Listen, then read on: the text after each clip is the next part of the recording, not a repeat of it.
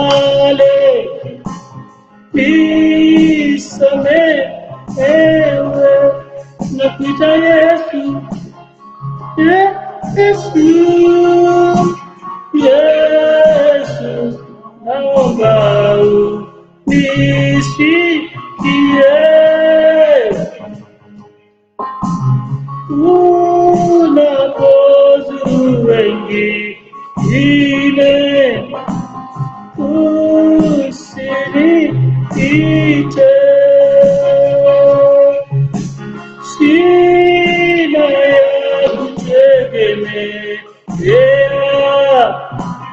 ila wewe tu.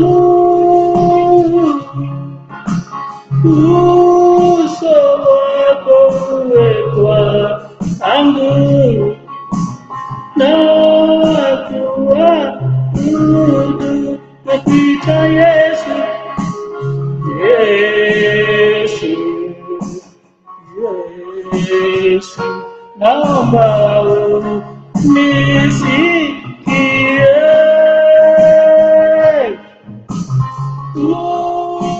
unapozuru wengine,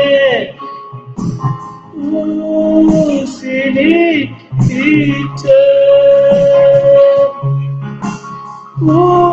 Umfariji peke yako, sina mbinguni wala duniani popote, wewe Bwana mwingine. Nakuita Yesu, Yesu, Yesu. Naomba unisikie,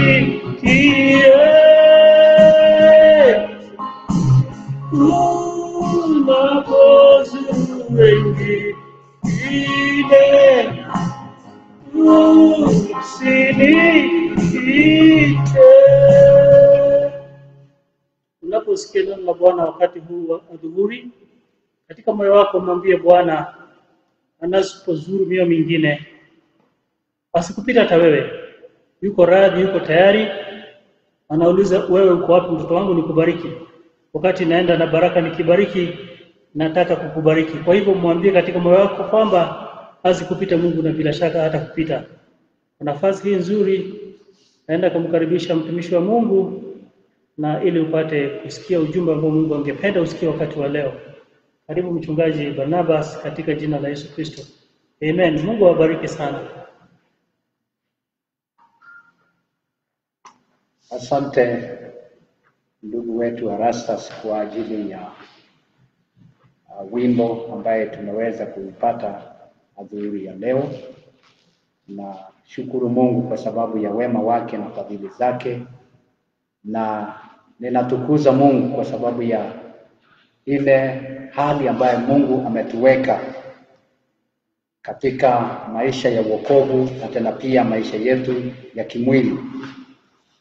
Na adhuhuri ya leo nataka niseme ya kwamba mimi nimeokoka na Yesu ni Bwana kwa maisha yangu. Ninajua ya kwamba wakati moja yeye aliniokoa na akanibadilisha. Kwa hivyo tangu siku hiyo mpaka leo mimi naendelea vizuri na ninamtukuza Bwana. Kwa majina ni vile ambavyo umesikia, mchungaji Barnabas, katika eneo hili la LCA ya Damaraville.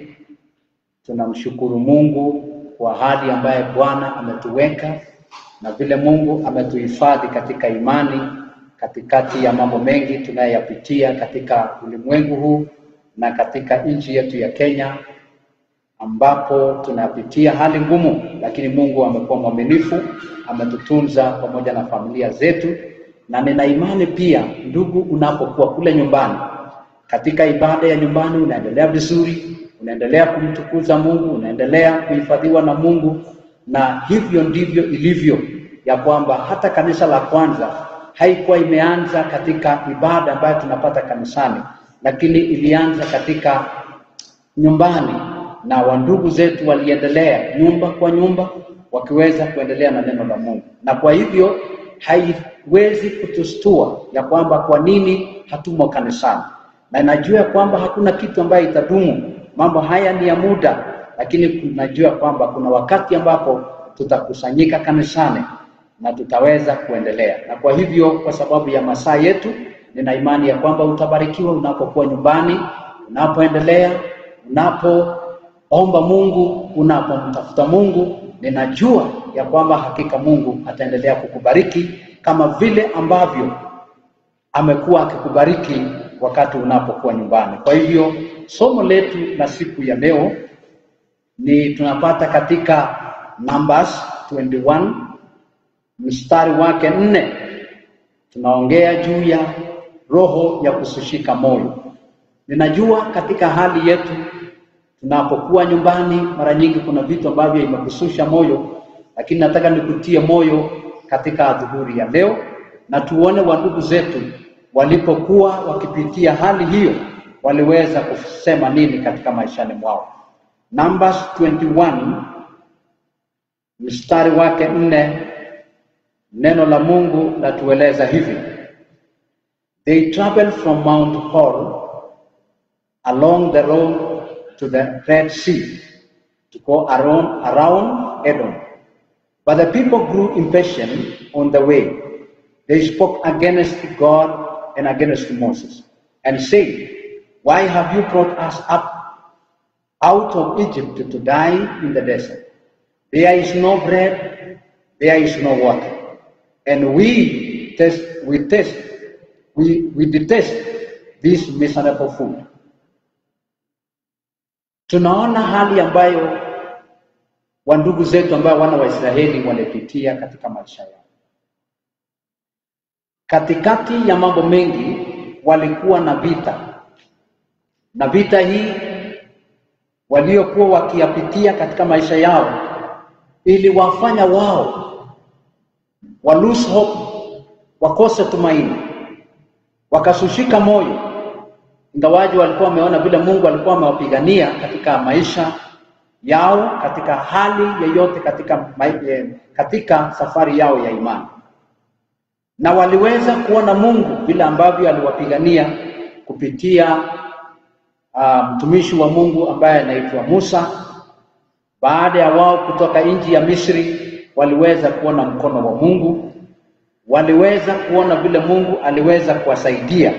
Lakini hapa waliweza kwenda mpaka wakaona hawana matumaini tena. Hawana matumaini katika maisha yao. Kwa sababu gani?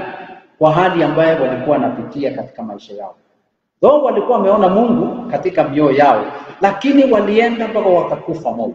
Walienda mpaka wakasushika moyo, hawana tena pia kuendelea.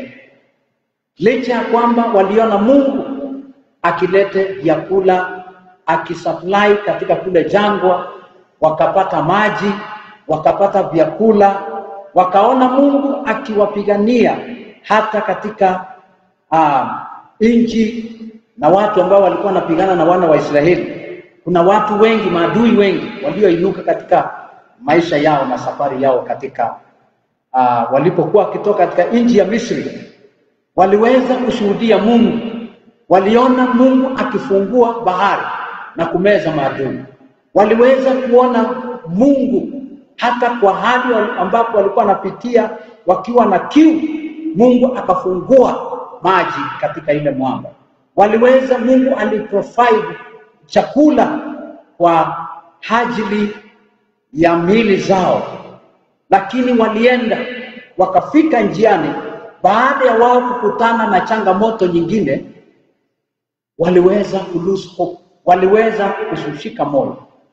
Waliweza kuona kana kwamba hakuna matumaini tena, hakuna kuendelea tena. Waliona vile Mungu alikuwa amefanya katika maisha yao. Na tunaona ya kwamba katika safari yao walitoka katika Mount Hor na wakapitia ile njia ya Red Sea, wakaenda mpaka Edom. Na kupitia mahali pale walifika kiwango ya kwamba walikosa kuendelea, walikosa tumaini. But the people grew impatient on the way. Ndugu yangu na dada yangu, tumeanza safari ya imani, tuko njiani, tunaendelea. Wokovu ni hiyo hiyo. Ukiwa nyumbani, ukiwa mahali ulipo kazini, usikose kuendelea. Njia ni ngumu. Maybe huna vyakula vya kukula. Wewe unapitia mambo magumu, unapitia vita. Mara umesukumwa nje, landlord amekuweka nje kwa sababu umekosa kulipa rent. Safari ya imani inaweza kutatisika. Unaweza kuwa unapitia mambo kama hayo mpaka unaona ya kwamba imani ni kitu bure. Nataka nikusaidie jioni ya leo. Usitupe ujasiri wako. Usiache imani kwa sababu ya mambo unayoyapitia. Bado tuko safarini. Mwimbaji mmoja akanena na akaimba akasema bado safari na bado safari ipo. Kwa hivyo hatuwezi kulegea na hatuwezi kufa moyo kwa sababu ya mambo ambayo tunayapitia. Katikati ya kukosekana maji, katikati ya kwamba kuna magumu kule mbele yetu, katikati ya kwamba biashara haileti, katikati ya kwamba mambo inaendelea kuharibika, watoto wako nyumbani, shule imefungwa, kanisa ufikii, biashara ndio hiyo, usikufe moyo. Usiende mpaka unaona ya kwamba imefika mwisho wa safari. Ni mwanzo wa maisha yetu na kuna matumaini kule mbele. Mungu ako pamoja nasi kama vile Mungu alivyokuwa pamoja na wana wa Israeli. Nina imani ya kwamba Mungu haja lose hope, hajapoteza tumaini kwa sababu yako. Wana wa Israeli walipitia jangwa, wakapitia mambo haya, wakapitia mambo magumu mpaka wakaanza kushushika moyo na wakaona hali ya kutoendelea.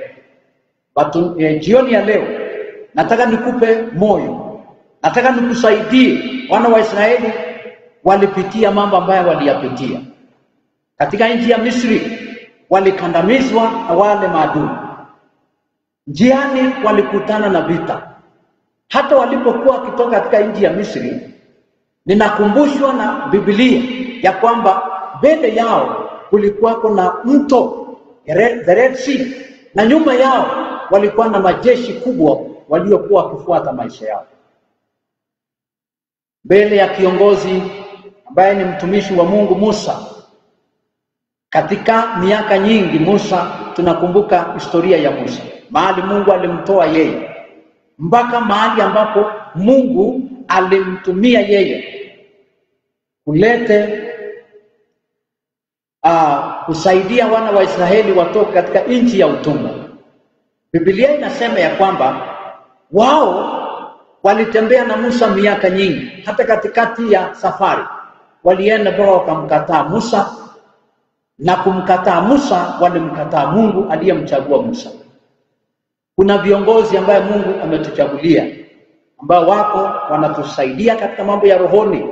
Wakati mwingi maybe hawafanyi, ama ndugu zangu maybe hatufanyi vile ambavyo unataka, lakini ninajua ya kwamba wewe ukimkataa wale ambao wanakuongoza, pia unakataa Mungu akusaidie katika maishani mwako.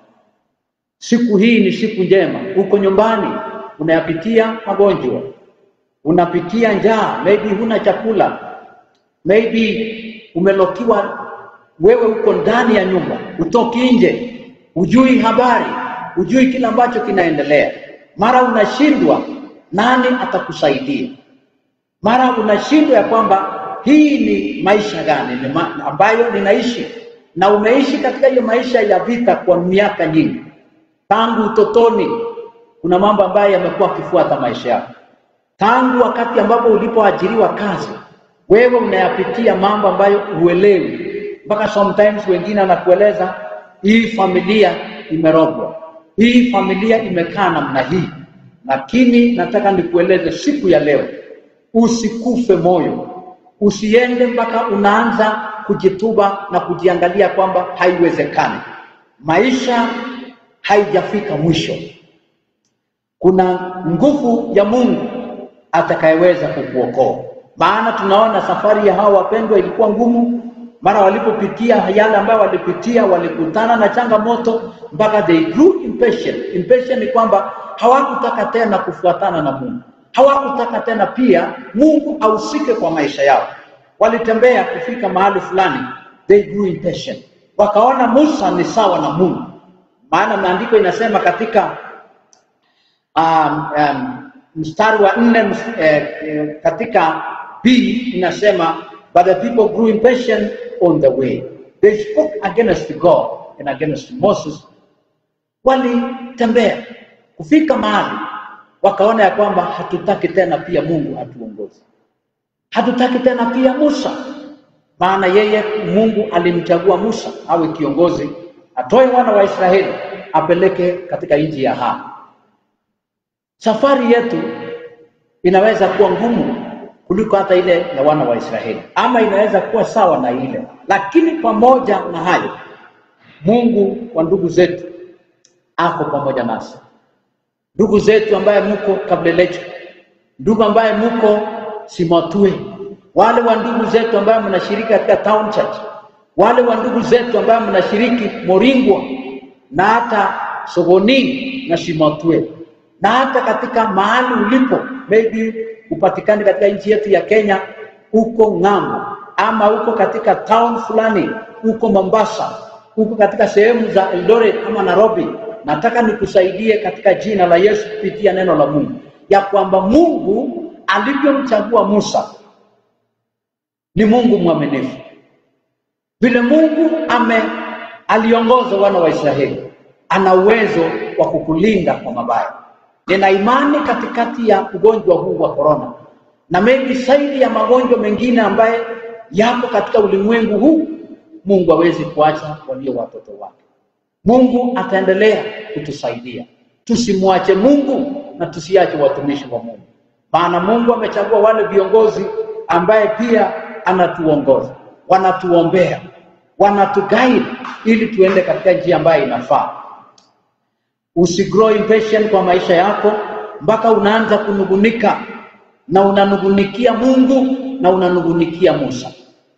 Unanugunikia watumishi wa Mungu. Wana wa Israeli walimnugunikia Musa na Mungu.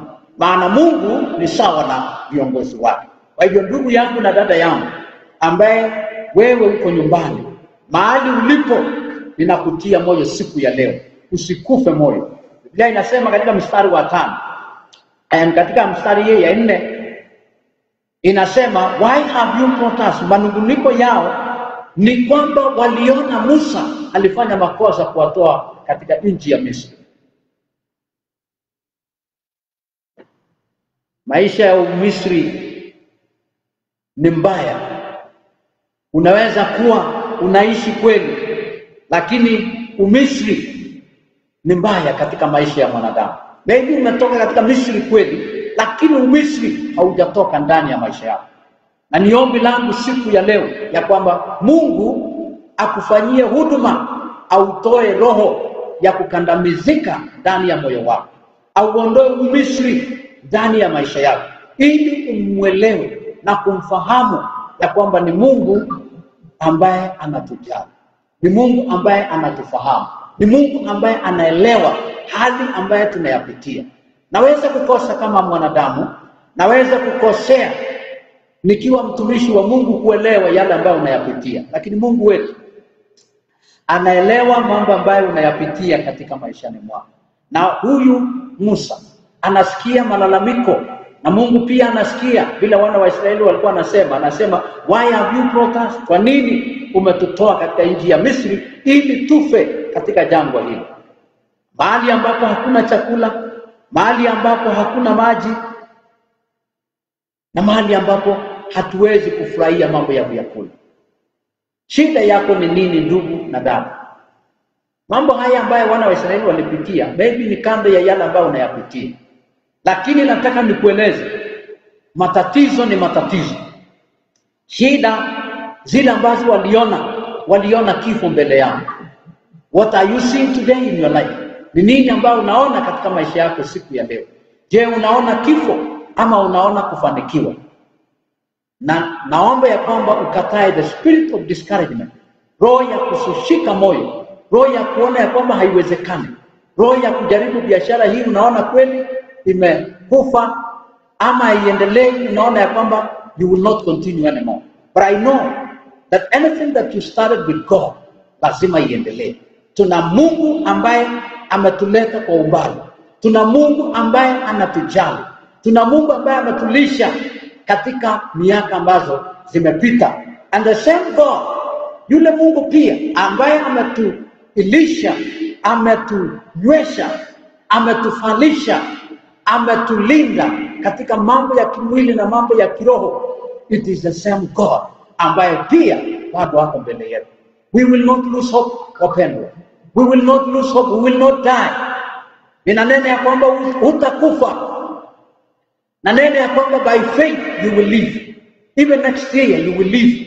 Katika miaka hizi ambayo tunapitia changamoto ya corona, mpaka sometimes unatembea na uoga. Nataka nikueleze ya kwamba huwezi kufa ndugu, huwezi kufa dada. God is on your side. Mungu ako pamoja na wewe. Mungu atakulisha. Mungu atakupatia mana. Mungu atakulisha, atakupatia maji ya uzima. Your Christianity will not die. Your faith will not die. Kipawa ambaye Mungu aliweka ndani ya moyo wako katikati ya mambo ya corona, mambo ya ugonjwa huu, haitaweza kumaliza wewe. Nina imani ya kwamba Mungu atakuhifadhi, na ni ombi langu kama mtumishi wa Mungu ya kwamba Mungu akuhifadhi, Mungu akutunze. Wana wa Israeli waliona Mungu, ingawaje walienda mpaka wakaanguka, wakaanza kuacha Mungu, wakaanza kufanya dhambi, wakaanza kulalamikia Mungu na Musa, mpaka Mungu baadaye aliinua nyoka la shaba ili yeyote ambaye atatazama awe na msaada katika maisha yao. Na Mungu pia amemuinua Yesu kwa wakati wetu.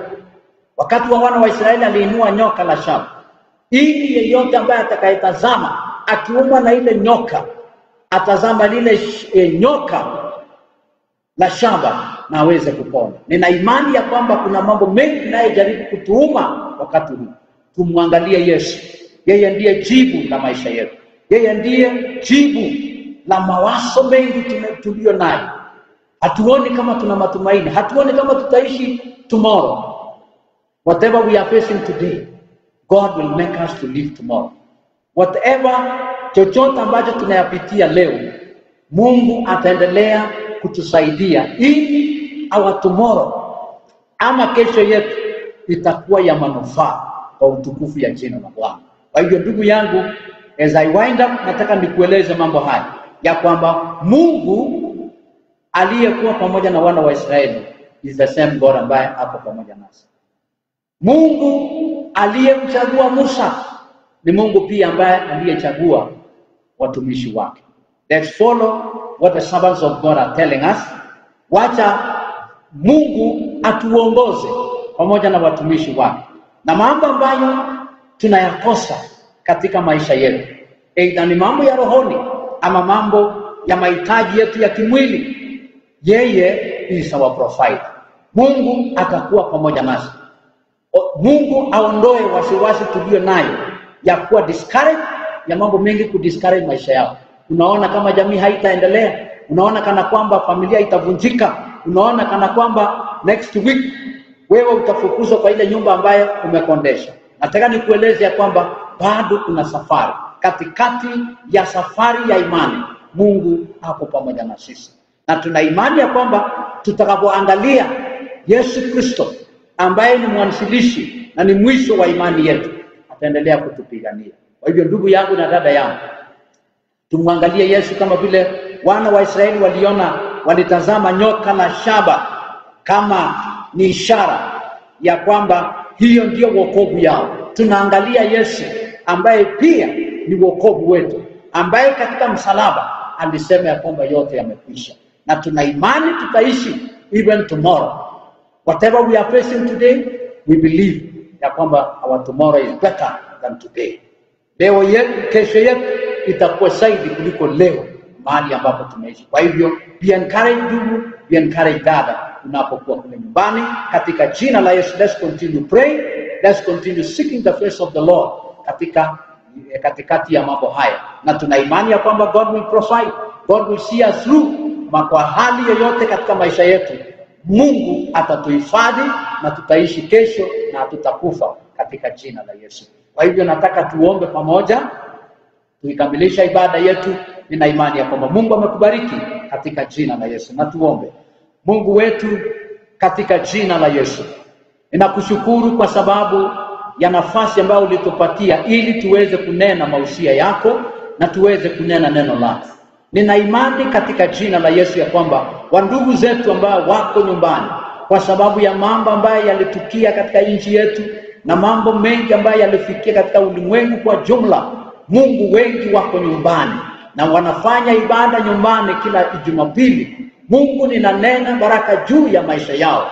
Wengi wamekuwa discouraged kwa sababu ya hali yote katika maisha yao. Wengine hawana vyakula, wengine Mungu anapitia magonjwa, wengine wanapitia hali ngumu katika maisha yao, wengine ni vita. Bwana mfalme, kama vile wana wa Israeli walivyokutana na changamoto, na Bwana ukawaeleza ya kwamba Bwana waweze kutoshika moyo. Nina imani hata siku ya leo ninawatia moyo walio nyumbani wanaopitia hali ngumu, biashara zao ni kwamba haiendelei, na watoto pia wameharibika, mzee ametoweka, hayuko nyumbani. Mungu, hali ngumu ambayo wanapitia katika maisha yao, naomba katika jina la Yesu, Mungu wasilose hope kwa maisha yao, wasipoteze tumaini, wasiendelee kushika moyo, maana Mungu Jehova wao wataishi. Wengi wanaishi na hofu, wengi wanaishi wakiona kifo, lakini Mungu wasaidie katika jina lako, ili waweze kuinuka na waone wokovu yao na waone tumaini, wakiangalia Yesu uliye mwanzilishi na mwisho wa imani yao. Naomba Mungu endelee kuwahifadhi na kuwatunza, ili waweze kushuhudia juu ya wema wako na nguvu zao. Endelea kuwahifadhi Mungu wasikilizaji wetu mahali walipo katika mataifa mengine katika nchi hii ya Kenya na mataifa mengine katika Mungu ulimwengu. Naombea imani waweze kuendelea, utukufu uendelee kukurudia. Tuna imani kwako kwamba utaendelea kutuhifadhi na kuibariki taifa la Kenya na kututunza kwa magonjwa na mambo mengi. Bwana, utatuokoa. Asante kwa sababu umetenda, na utukufu uendelee kukurudia. Na ni kwa Yesu Kristo naomba na kuamini. Amen. Kwa hivyo asante. Mungu aendelee kuwabariki na wainue katika jina la Yesu. Amen.